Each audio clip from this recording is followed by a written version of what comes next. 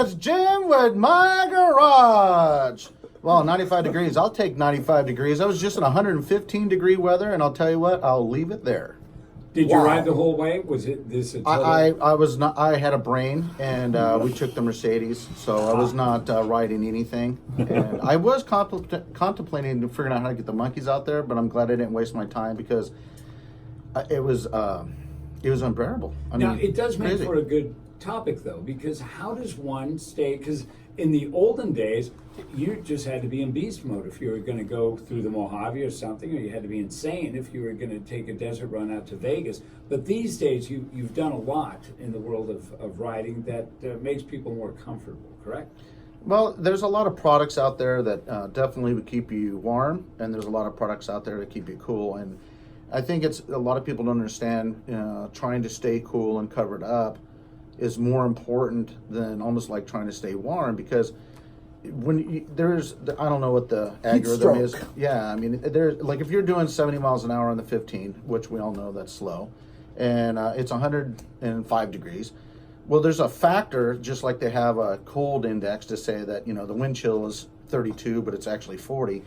It's the opposite effect. So you're like in a convection oven. So you're really, it might be at 105, but you're really at 109, and you don't realize it. So when I was out there, I was watching people riding around, and they're in their short sleeves, tank tops, and I'm thinking, you're just going to turn into a piece of beef jerky. I mean, you got to wear, in my opinion, still long sleeve clothing, leather, and they have things called cool vests that you wet, and you can put on your person, and it'll help keep you cool. That keeps you cool for about 35, 40 minutes. And that's it. Then you stop and you wet that vest again. And you do it again. And the same thing with the rag you have on your head, you know, underneath your helmet.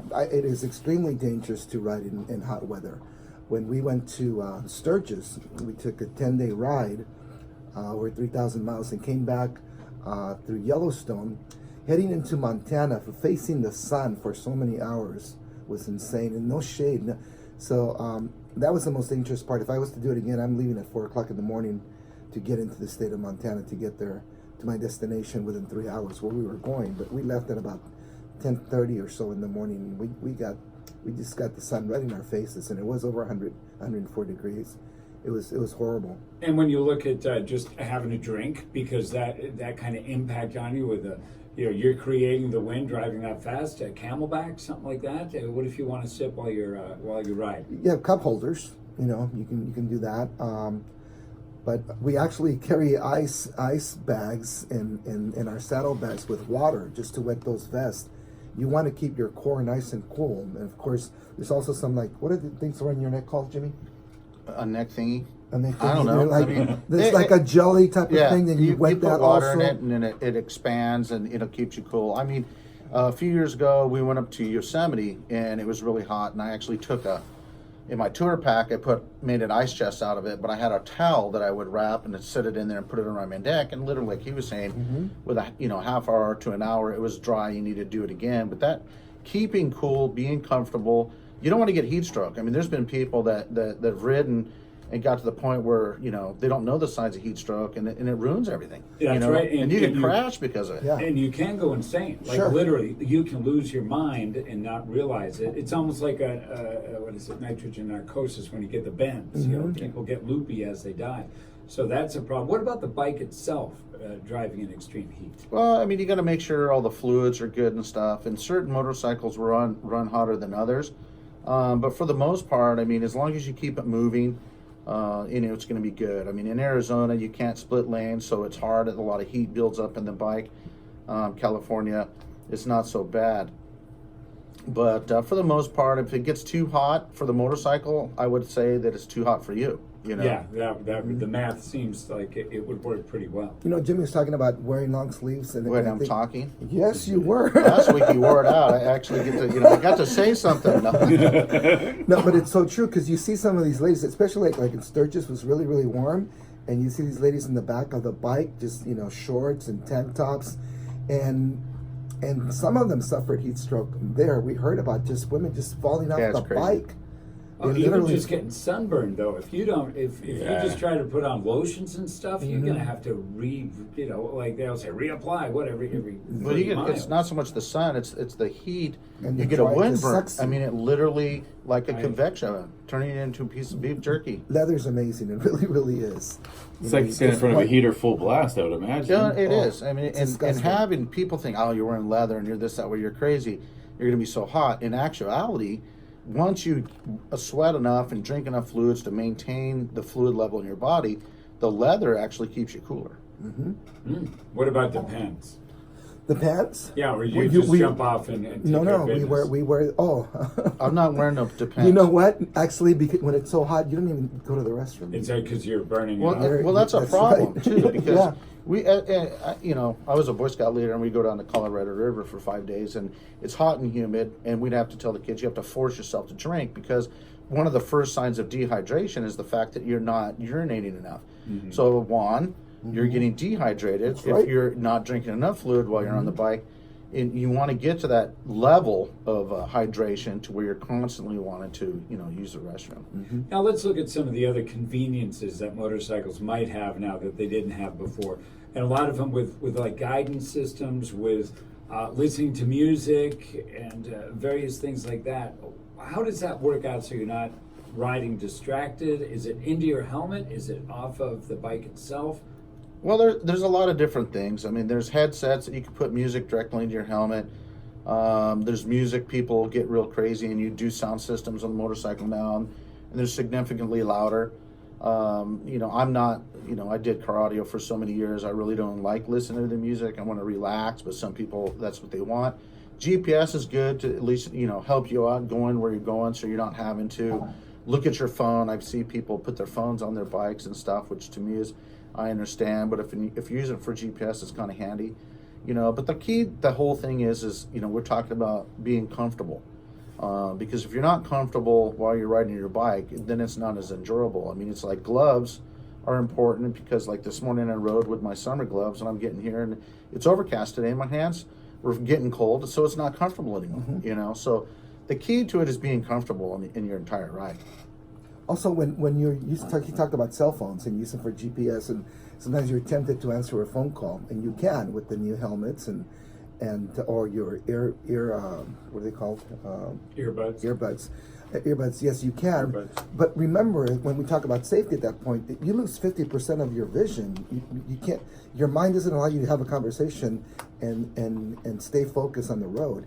So you go into a shorter rectangular, almost not tunnel vision, but you lose the sight on the sides above you and below you. If you start losing stuff on the left side of you, people are making a left-hand turn, you're not going to see that. Or dogs right in front of you, or a bog coming across you. So stay off the phone. You may, if you need to answer, if it's a wife or something, Pull say, over. I'm riding, I'll call you back.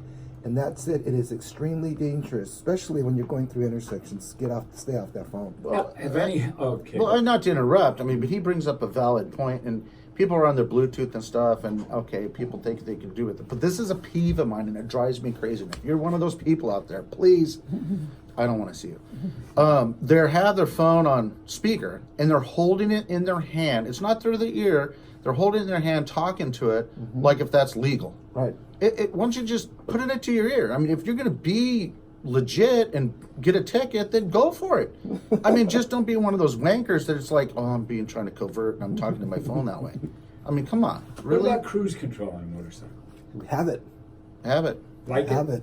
Love it. I don't. Really? It's- I don't think Juan uses his. We've gone on long rides and it goes fast and slows down, fast and slows down. Hey, I'm riding the wave. He's riding the wave. I want to smack him in the back of the head. You know what I mean? We've all told him, and he had cruise control. There's some of the people that go nameless, Bill Howard, but he was like, can you just hold your hand in one spot? You have cruise control. I don't like to use that, and I'm just kind of going with the wind. I'm like, you're about going with the wind.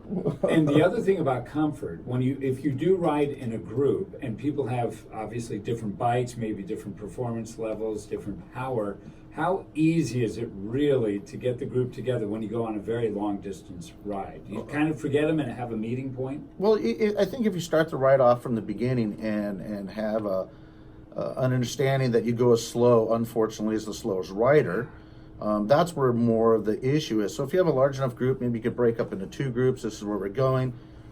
Because sometimes you get people a little, they need a Xanax and their anxiety level goes too high because the person's going too slow. Well, you just have to understand that, I mean, they're not there yet. But not only that, we also have a route, and we give the route to the riders. We also have road captains that are going to lead or. Well, you're talking about Hog. I mean, No, but- I think yes. he's more inclined as just a group of people. Sure.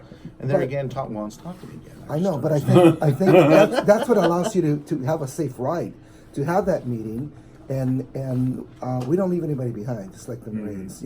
Someone will stay with you in case you do break down. Well, So that's our rule. Yeah. the thing of it is, in any type of ride, you have a group of people. There's always has to, in my opinion, there has to be. When I do rides with people, I'm like, okay, this is what we're doing. This is where we're going. This is the leader. Who's slow? What's your riding level? So at least you're all on the same page. And then if you're riding with friends all the time, you kind of know, and you kind of know where you're going anyway, so it's not so bad. But the Hog group, I've ridden with them several times, and I'm a road captain. Juan's the road captain as well Senior as road a captain. senior. Safety give him a button and participation award. But the thing of it is, they're very safe, and they do ride in group 1, group 2. And I like to ride in the slowest group in the back because I want to go slow. It's not mainly because it's more enjoyable. And Jimmy doesn't like twisties. I don't like twisties. The boss doesn't like twisties, but through the canyons. But it really comes into the fact that I like watching the people, and I don't want to be, I want to be aware of if there's going to be an accident or something, I can avoid it. And if I'm in the back, I'm good with that. Just like somebody talks, they don't like twisties, and I just saw this on Instagram. The CA down rider or whatever guys, they're riding through the canyons on a GoPro. Guy goes in the corner, and his bike slid up from underneath and hit the guardrail, and that was it. I mean, it was that simple, that quick. And he wonders why I don't like the twisties, because you never know what caused it. But frankly, I want to get to my destination And ride again tomorrow. and exactly, be safe, be happy, be comfortable. As I was jumping off the 126 to get out here on the weekend, I drove by the big truck that says My Garage. Where are you located? 11107 Violetta Street in Satakoy, which is East Ventura. We're literally right in the center of the county. So we're right there. Come by and check it out. You know what? If you come down and you mention the radio show, we're going to do something special for you. I don't know what we're going to do. I'm thinking maybe 20% off a single item. Why not? Let's do something like that. 20% Yeah, off. I'll throw it out there. The seats are amazing that you carry. Seats, right now. we're actually a settlement seat dealer, and we're the largest here, I guess, on the West Coast. And seats going to make you more comfortable than anything else. So it's all about being, saving a buck or two, coming down to My Garage. We got you covered, and you'll be happy. Enjoy your ride, be comfortable. Now, what if somebody has an issue on the road, and maybe an accident, motorcycle, but also another vehicle? Sure. Well, you want to call the office of Richard Francis and Associates, and that number is 805-485-8888. It's a 24-hour number, by the way, Spence.